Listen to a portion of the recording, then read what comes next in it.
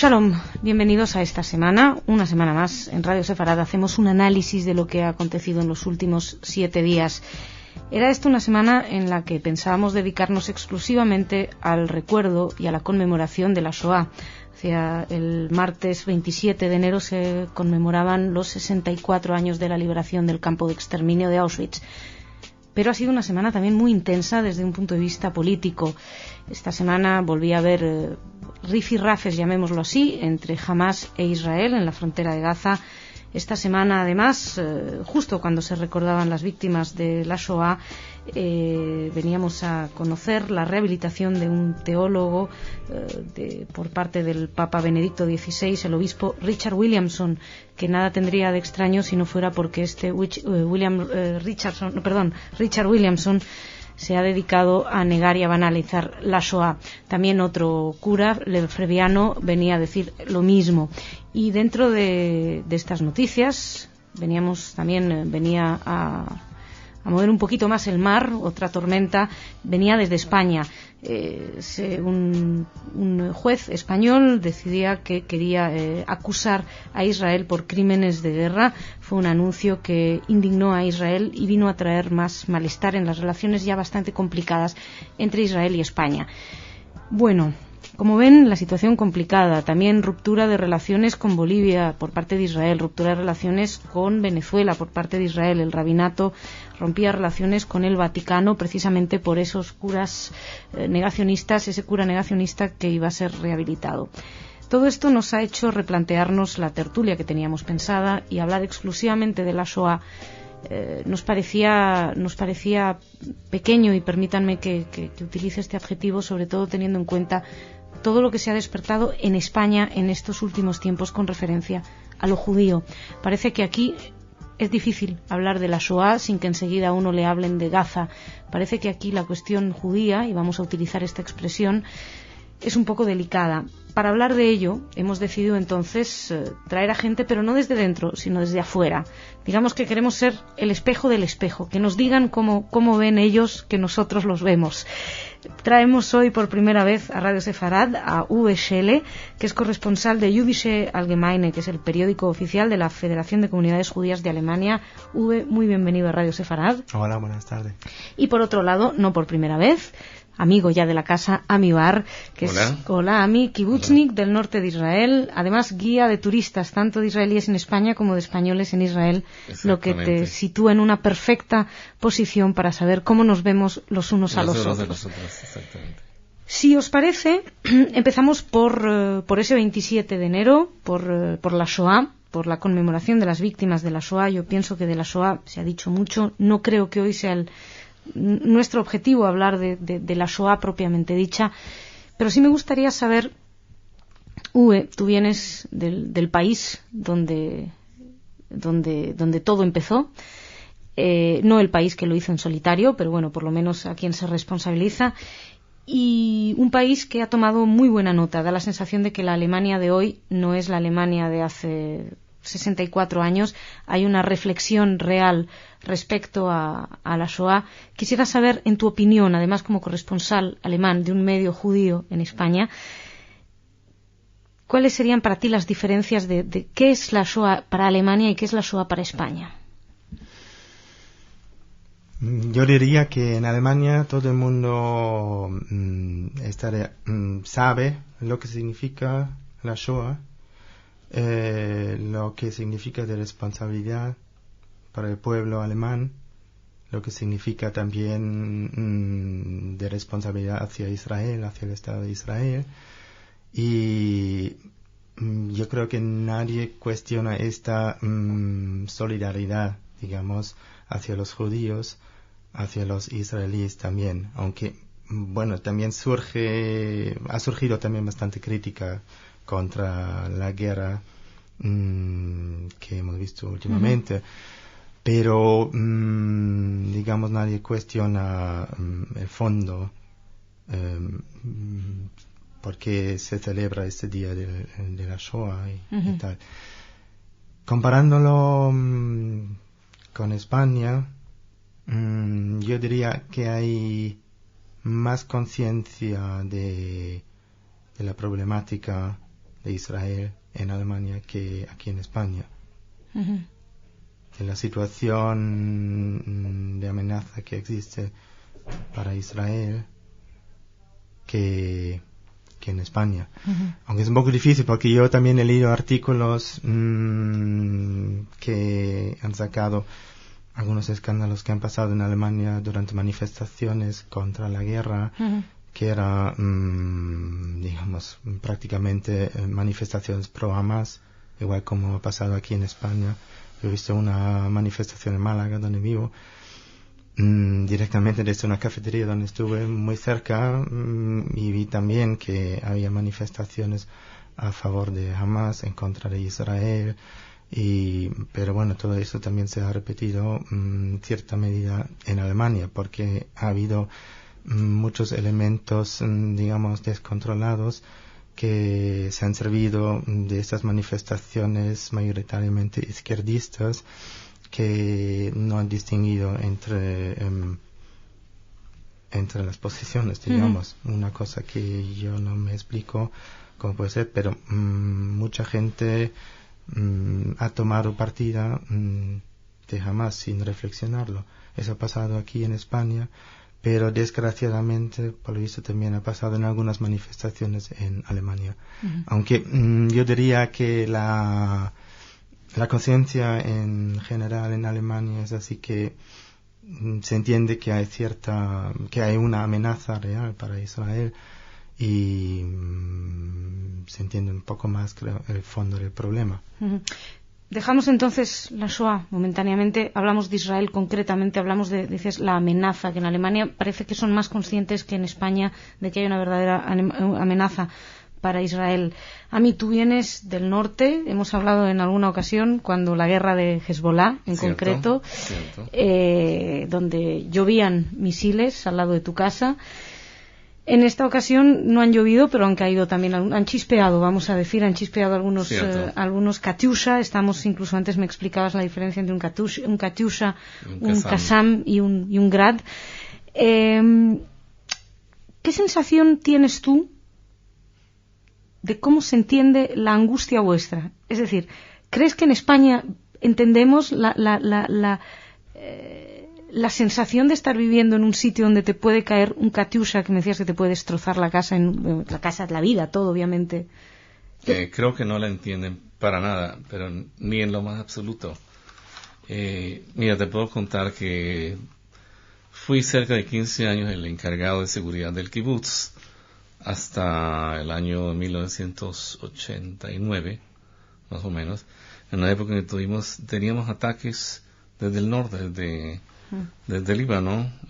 Eran cuestiones de que por lo menos una vez por la semana. La gente se ha acostumbrado, y no se han acostumbrado a eso. O sea, se habían acostumbrado a que en cualquier momento te podía caer algo sobre la cabeza, y se habían acostumbrado a pensar en cuestiones de un minuto.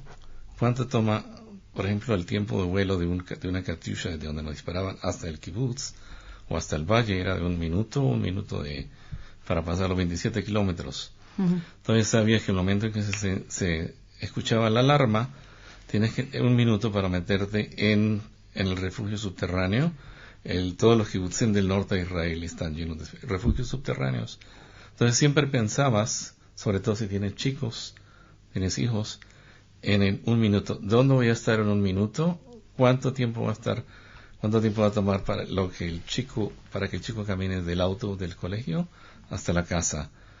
Y o sea que se había vuelto ya de costumbre que los padres fueran a esperar a los chicos al bus cuando llegaban al bus, cosa que no se hacía antes de los años 80. Eso no se hace hoy tampoco, ya después de la guerra del Líbano no se ha hecho más. Pero lo que quiero decirte es la condición mental en que todo lo contabas en 1 minuto, 20 segundos, que era el tiempo que tenías para esconderte. Uh-huh. Ahora, luego, había al lado nuestro hay ciudades, no kibutzim, sino ciudades como Kiryat Shmona, que están mucho menos adaptadas para una guerra que un kibutz. Un kibutz es como una unidad no voy a decir como una unidad militar, pero por hecho de la cohesión social de un kibutz es enorme. Funciona como una unidad bien organizada, o sea, está todo organizado para la defensa, para la emergencia, mientras que la ciudad no.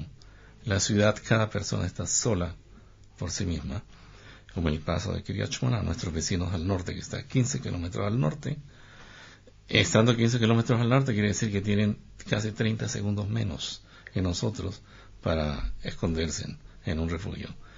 Y allí sí se dio el caso de que la población abandonó la ciudad gradualmente durante la guerra del Líbano, debido a que la situación psicológica era muy diferente a la de un kibutz. Uh-huh. En un kibutz está todo súper organizado, todo sigue trabajando, y es una tradición que ya viene desde hace 60 años de seguir funcionando bajo fuego.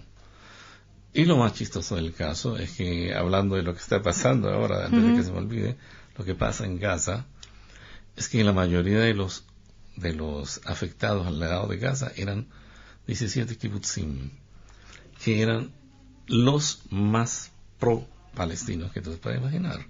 Los kibutzikim son de izquierda, por definición. Y todos somos pro-palestinos. Queremos que haya un Estado palestino y que haya paz. Y se aparece una organización como el Hamas, que es una organización irredentista, o sea que no está ni siquiera dispuesto a darte el derecho a que tú puedas vivir. Uh-huh. O sea que es algo completamente absurdo, como el Hezbollah. El Hezbollah dice, por ejemplo, aun cuando haya paz entre los israelíes y los palestinos, nosotros seguiremos luchando contra Israel, puesto que nuestro fin es destruir a Israel. Uh-huh. Hablaba Uwe antes de las manifestaciones a las que pudiste asistir, decías pro Hamas directamente. Uh-huh. A mí me imagino cómo lo vivís vosotros en Israel, porque esas imágenes os llegan, ¿no? Las manifestaciones. Horrible, sí. ¿Qué pensáis?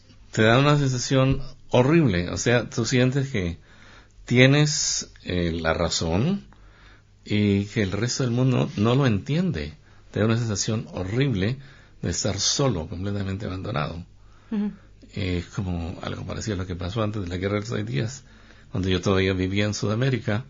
Veía las manifestaciones anti-israelíes en los países árabes, que hablaban de la destrucción de Israel. Uh-huh. Era la misma sensación de lo que tuve hace 40 y pico de años, antes de la guerra de los 6 días. Es curioso, revisando ahora las cuestiones políticas, y no solamente políticas, sociales, da la sensación de que el país que mejor comprende en Europa a Israel es Alemania. Yo diría lo mismo. De hecho, estaba hablando con un compañero, un amigo de aquí, que estaba ante una situación un poco incómoda, en cuestiones de una sensación de sentirse uno muy solo, ¿no? Como judío en España. Sí. Y yo le decía, vete a Alemania. Y nos reíamos, porque pensar que realmente el objetivo ahora mismo, voy a decir de huida, estoy exagerando muchísimo la sensación, pero es verdad que hay una sensación de angustia, de soledad muy difícil de sobrellevar. Yo quisiera, desde vuestros países, o sea, si tuvierais que definir a España, te lo pido a ti, Uwe, en primer lugar, definir a España con respecto a lo judío, evidentemente, porque preguntarle a un israelí con respecto a definir a España es indudablemente con respecto a lo judío. Pero desde tu punto de vista, Uwe, tú que convives con gente no judía necesariamente, porque eres periodista para otros medios, no solamente para el Jüdische Allgemeine, ¿qué impresión tienes? ¿Qué se entiende en España por judío o por Israel incluso? Es muy difícil definirlo. Sin ofender a nadie, yo diría que aquí, yo noto que hay un sentimiento antijudío aquí en España, bastante fuerte, bastante arraigado, diría yo. Un sentimiento que se nota mucho más que, bueno, en Alemania no se nota este sentimiento. En Alemania no se puede ser antijudío, porque eso ya sería fascista ya, completamente. Mientras aquí en España sí lo noto, que hay un cierto sentimiento antijudío, Últimamente se está recuperando mucho la historia de Sefarad y tal, se está también revisando muchos aspectos históricos de la convivencia entre los musulmanes y los judíos y los cristianos hasta hace 500 años, pero ese es un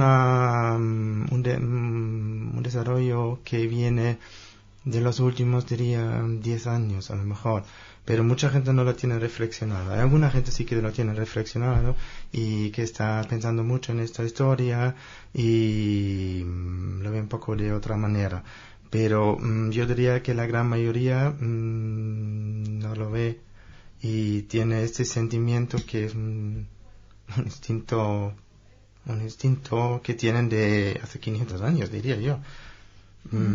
Porque el edicto de la expulsión fue vigente en España durante 500 años y eso se nota, diría yo, todavía. Sí, hablaban de que aquí se había inventado el antisemitismo sin judíos, ¿no? El antijudaísmo sin judíos. O sea, España ha tenido la capacidad de odiar a los judíos que no tenían su propio suelo. Yo se lo decía el otro día a mi amiga, de que España ha sido un país Judenrein, como se dice en alemán, ya 500 años, y aún a pesar de eso existe una visión tan negativa del judío. Sí, sí. Cuando yo estuve acá en el 2001, yo estuve viviendo casi medio año en Madrid, y vivía con gente que no eran judías, y el primer judío que ellos conocieron fui yo. Entonces me decían, pero si eres un buen chico, ¿cómo es eso? O sea, todo lo que sabemos de los judíos es malo, y eres una buena persona. Y yo le digo, bueno, ¿y tú conoces a algún judío? Y dicen, no conocí a algún judío. Eso yo lo atribuyo a los años, a las centurias, siglos de discurso antijudío que tuvo la Iglesia acá en España. Luego, en la época de Franco, tú conoces esos discursos en las iglesias contra los contra los judíos masones y contra los comunistas judíos y todo eso. Y con respecto a Israel concretamente, ¿qué ve España de Israel? ¿Cómo se ve a España en Israel? ¿Cómo se ve en Israel que España ve a Israel? Se la ve como una completa ignorancia, una ignorancia abismal. Que existe en España, una ignorancia abismal acerca de Israel. Muchas veces no se entiende cuál es el origen de esta hostilidad que tú ves en los medios de la prensa española o en la televisión, por ejemplo, que eso se puede ver también en Israel. Eso mucha gente te lo pregunta. La gente me pregunta, ¿saben que yo viajo a España por los turistas? Y me dicen, ¿pero de dónde demonios viene eso? Si no hay judíos en España. Bueno, la idea que yo tengo es de que debido mismo a que no hay judíos en España, hay una imagen tan negativa de los judíos. No es la misma situación, por ejemplo, en una ciudad como Nueva York, donde el tercio de la población es judía, y todo el mundo, todo neoyorquino sabe que el judío es una persona completamente normal. O sea que no sentí que hubiera sentimientos antijudíos en Nueva York. Y quería haceros una pregunta. Estamos hablando de España como un país eminentemente antisemita o antijudío o con un sentimiento antijudío. Sin embargo, hay que destacar que es un país donde los actos antisemitas son pequeños, son mínimos. Sí. Ha habido ahora con este ataque de Israel a Hamas, sí ha habido algunos actos vandálicos en Barcelona. La librería judía de Toledo cada X tiempo, independientemente de que haya problemas en Israel o no, sufre ataques. Sí. Sin embargo, por ejemplo, otros países que parecen entenderlo más, como Alemania o como Francia, otros países que uno diría, bueno, han atravesado, han vivido la Shoah, tienen que saber hasta dónde puede llegar el extremismo antijudío. No tienen ellos ningún empacho en levantarse día sí, día también con alguna sinagoga atacada, algún cementerio judío vandalizado. ¿Cómo no entendéis esto? ¿A qué se debe que en un sitio... realmente lo pregunto porque a veces pienso, digo, bueno, a lo mejor es que exageramos, pero es verdad que la visión del judío y del israelí en España es terrible. Sin embargo, no vemos esto reflejado afortunadamente en acciones, en hechos antisemitas concretos. ¿Cómo entendéis? Yo diría que la extrema derecha en Alemania es más, puede ser más peligrosa que en España, y tiene como imagen de enemigo, tiene el judío.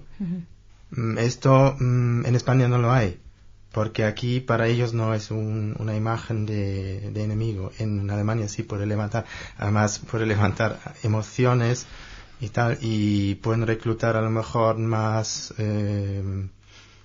adeptos a sus ideas, que son claramente ideas tontas, ideas extremistas, pero yo creo que sí que esta extrema derecha en este punto es más peligroso, más agresivo, con una imagen de enemigo más claramente definido que aquí en España. Claro. Por eso pasan estos actos vandálicos, que son excepciones, pero que pasan con una virulencia más aguda que puede pasar en España. A mí, ¿tú cómo lo ves? Que además, digo una cosa que es terrible, pero que en este año ha habido más actos antisemitas en Israel que en España. Estoy pensando en esa célula neonazi, que aquí decían judíos neonazis, lo hay que aclarar, que no eran judíos, etcétera. Es una cuestión un poco compleja, pero es curioso, ¿no? Esto que estamos hablando de España como un sitio antisemita y, sin embargo, incluso ha habido menos violencia que en Israel. Sí, es cierto. Estamos hablando más parecido a lo de un antisemitismo no estilo siglo XX, sino antisemitismo del siglo XVI. Así lo veo yo. O sea, un antisemitismo estilo clásico católico de hace 400 años. No en estilo alemán del siglo XX. En absoluto. Ninguno es bueno, pero no, obviamente... en absoluto. Y se ven, en Israel se ve todas estas manifestaciones de antijudaísmo. Todavía no la quiero llamar antisemitismo. En un país donde casi no hay judíos, de una comunidad tan pequeñísima como la española. Sí. Se la ve con sorpresa y con sentido de haber sido herido. O sea, porque a los israelíes les gusta, los israelíes viajan mucho a España. Cierto que no es el primer país que viaja. La mayoría de los turistas van a Europa Central. Por ejemplo, a Checoslovaquia, Alemania, Austria, Francia. Tal vez por el hecho de que hay muchos de ellos que hablan alemán o hablan yiddish. Me imagino que por eso. Hay una gran minoría que viaja a España y le gusta mucho más España. Pero entiendes que la gente que viene a España lo hacen es por la belleza del país, no porque tienen raíces en Europa Central. Los que viajan a Europa Central son porque sus abuelos vinieron de Europa Central. Mientras que los de España lo hacen es como turistas comunes y corrientes. El país les gusta mucho. Y muchos recuerdan la España de hasta hace 10 años, 15 años, cuando no habían incidentes, cuando no había todavía intifada, cuando no había todavía la operación en Gaza, ni la guerra en Líbano.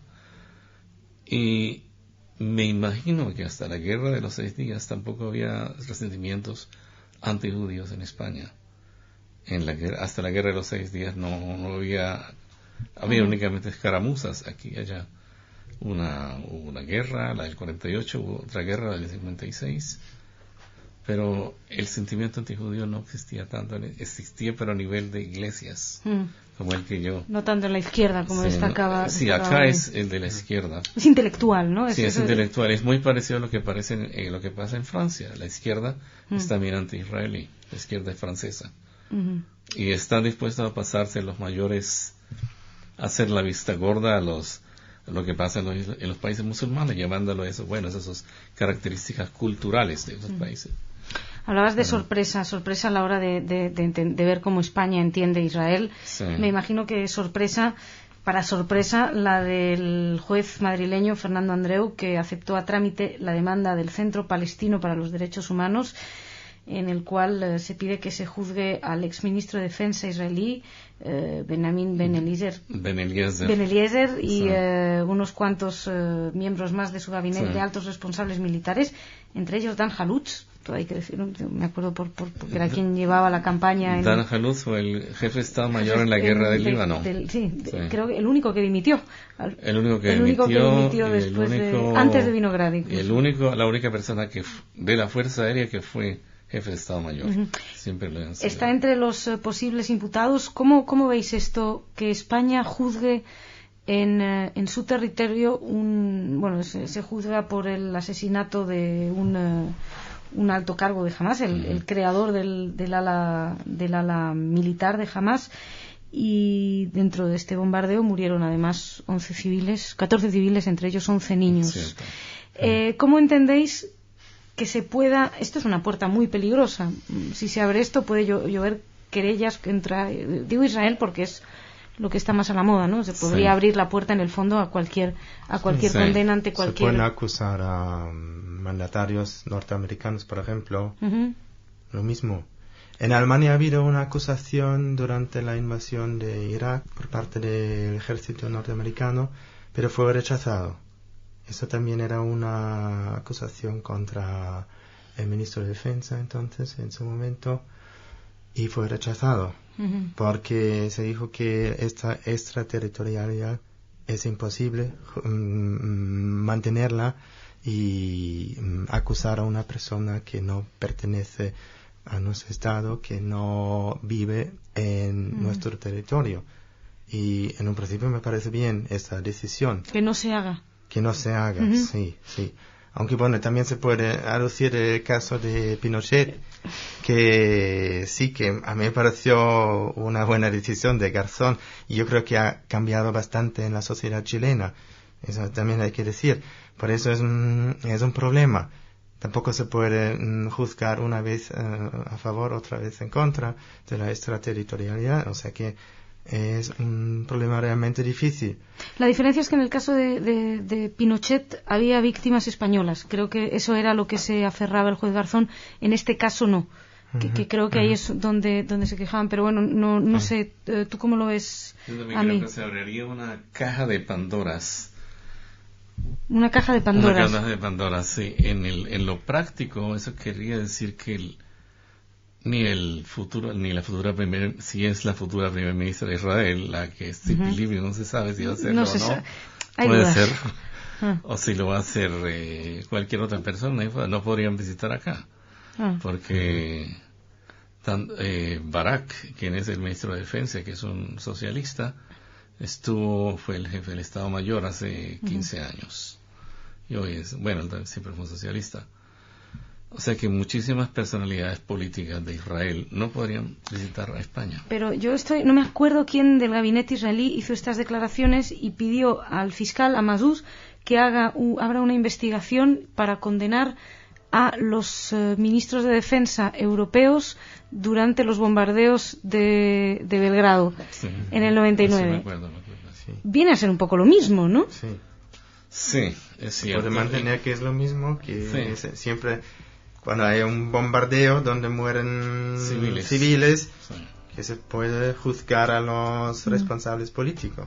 Bueno, en esa época nadie levantó la voz. En esa época, en la época de la intervención de la OTAN, de NATO en Yugoslavia, en lo que se llama hoy día, lo que se llamaba Yugoslavia, no se levantaron voces contra esos bombardeos. O sea, hubo muchas víctimas, lo que se llaman en lenguaje militar víctimas colaterales. Hubo muchas. Sí, pero no se levanta la voz en casos específicos, me temo. En fin, os agradezco, se nos ha ido el tiempo. Uwe, Ami, muchísimas gracias a los dos por ayudarnos a ver cómo nos ven y cómo veis que vos vemos, para hacerlo más complicado todavía. Esperamos contar con vosotros en cualquier otro momento en Radio Sefarad. Ha sido un placer. Shabbat Shalom. Para mí también. Señoras, señores, muchísimas gracias por su atención, por estar aquí. Shabbat Shalom. Sigan con nosotros en Radio Sefarad.